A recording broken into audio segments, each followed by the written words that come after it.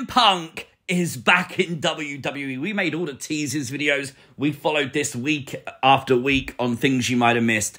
And even today, I wasn't 100% sure. The fact we got Punk and Randy Orton on the exact same show is just so insane, man. WWE is back.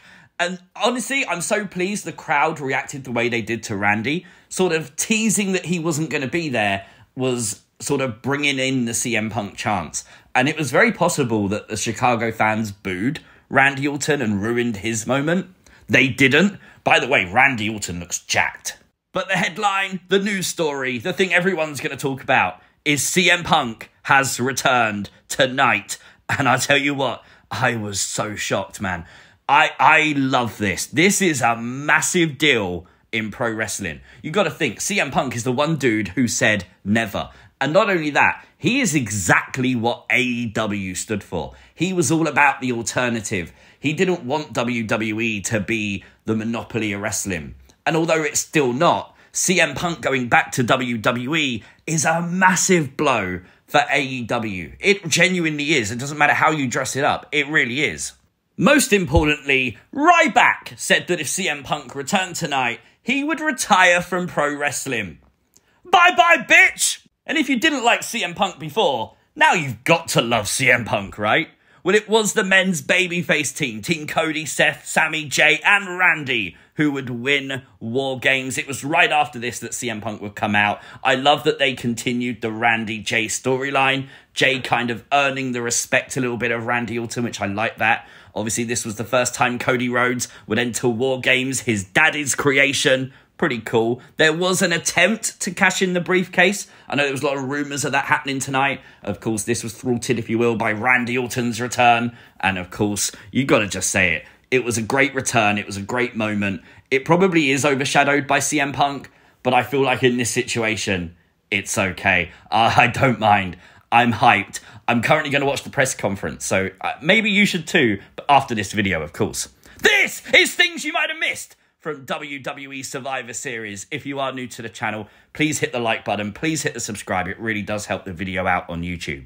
Gotta give some production credit to WWE because the theatrics around War Games, the siren going off, the lasers everywhere, you had fire shooting up. The theatrics makes this feel important. It's much better than starting off with a cage already lowered for the start of the show. For those that somehow missed it, these are the official rules of War Games. Feel free to pause and read whatever you need to. It would be Women's War Games that would kick off tonight's Survivor Series. And genuinely, what a fun match. Great to see Kairi Sane back in action. I love Damage Control's entrance, all with Asuka-style masks. That looked really, really cool for the faction. Dakota Kai would get involved. The match legitimately had everything you could want, including Iyo Sky jumping from the top of the War Games cage onto everybody. Asuka misted Shotzi mid-match as well. We had the story of could Charlotte and Becky coexist? Well, the answer was played out. Yes, they can. They hugged it out in typical wrestling fashion. Asuka would take a fire extinguisher to the face. This match had it all. And just as the babyfaces gained momentum, of course it was a manhandle slam to Bayley, allowing the team of the babyfaces to pick up the first win of the night. Fair play, really incredible match. Interesting that Bayley took the pinfall. You're going to presume here that the rest of Damage Control could theoretically blame her for this and blame her for the loss. Maybe that's the spark they need to kick Bayley out of Damage Control. We then got the return of R-Truth. R-Truth was backstage in a segment with Alpha Academy and Pretty Deadly advertising Ruffles. Whether they're crisps or they're chips, no one knows. But it did invent the Ruffle Shuffle from Akira Tozawa. And I'm all here for more Ruffle Shuffle. R-Truth been out of WWE for a while now. Good to see him back. Can you actually believe R-Truth is 51 years of age? What? How does he look in his 20s? What is going on in the world? But it's now time for everyone's favourite things you might have missed segment that I never thought I'd do again. I mean, the world's gone mad already. It's Puppet Watch! There was a puppet on the kickoff show for Survivor Series War Games. I have no idea what the puppet's for. Was it a fan that sneaked a puppet in? Is it a Ruffles mascot? I don't know, but it's a puppet, damn it.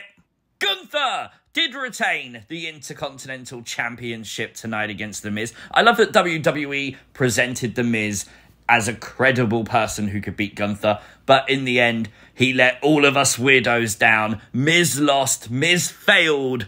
The bully always wins. Is that really the motto of this story, of Gunther winning the IC title tonight? I don't know, it's kind of a weird one, isn't it? But I am happy that Gunther retained the IC Championship. A random report from Fightful Select confirms Stephanie McMahon was backstage tonight at Survivor Series. Now, Stephanie's probably likely backstage because her husband is Triple H, who's booking the whole damn show. However, I'd love to see Stephanie come back. Stephanie did a lot backstage for the women's division, and I feel like right now the WWE women's division is being taken a lot more seriously than ever before, and I feel like she could influence it to be taken even more seriously, given more time. And that's exactly what it needs right now. It was a premium live event debut for Dragon Lee tonight. Dragon Lee taking on Santos Escobar in what was a pretty decent little match. I enjoyed it. Escobar playing a typical WWE heel. You love to see it. He got some great reactions tonight as well. He looks amazing in this role. Got to give him credit. After he picked up the victory, look at that. The sign in the crowd from his promo a few weeks ago where he spoke about wanting Rey Mysterio's leg amputated. It's resonated with fans. People care. It's a good thing.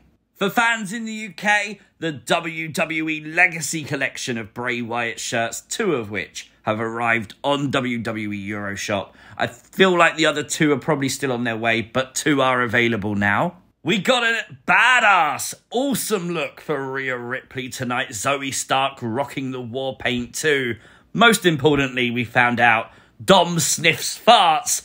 The dude even drew like the lines and everything. Oh my god, I love wrestling fans sometimes. Gotta shout out this move. It was like a reverse choke slam snapmare by Rhea Ripley to Zoe. Zoe did seem to over-rotate a little bit, but the moves still look pretty violent and brutal. Rhea would pick up the victory. No real shock there. We all expected Rhea to win. Zoe looked great in this match. And again, I keep saying it. That is what's important. You're getting Zoe Stark seen, and that's all good. Alpha Academy got the WWE Shop holiday gig tonight. Just shows you how over they are. But no Akira Tozawa? What about the power of Tozawa? Oh, he would have made me buy stuff. Could have dressed him as an elf. WWE delivered the impossible. They delivered CM Punk for that reason and that reason alone. 10 out of 10 tonight. Genuinely perfect. Loved it. Let me know your thoughts in the comments down below. Subscribe to the channel. Turn on notifications. Like the video. Share the video. We'll be back here for Raw on Monday. See you soon. Peace!